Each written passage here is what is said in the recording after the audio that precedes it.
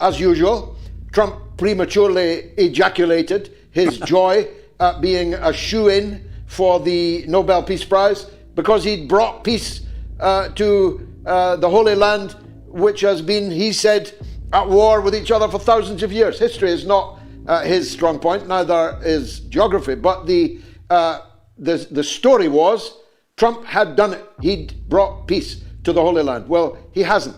The people are still drowning in their own blood, burning in their own tents. Netanyahu is still massacring people every hour, and no one is stopping them. Well, you follow this for a long time, George, and so have I, going all the way back to Camp David. Everything is always laid out in phases, usually actually with timetables, like 5 years.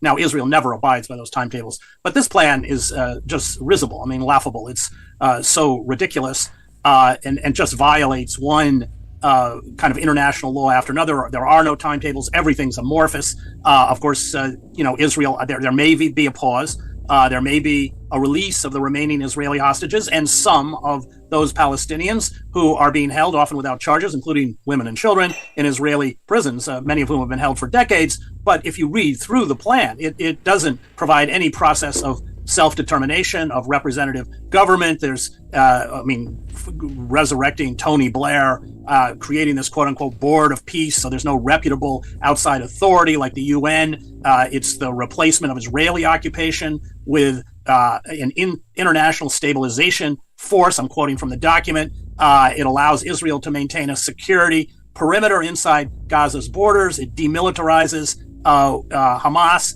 Well, it not only demilitarizes Hamas, it calls for Hamas to essentially abolish itself.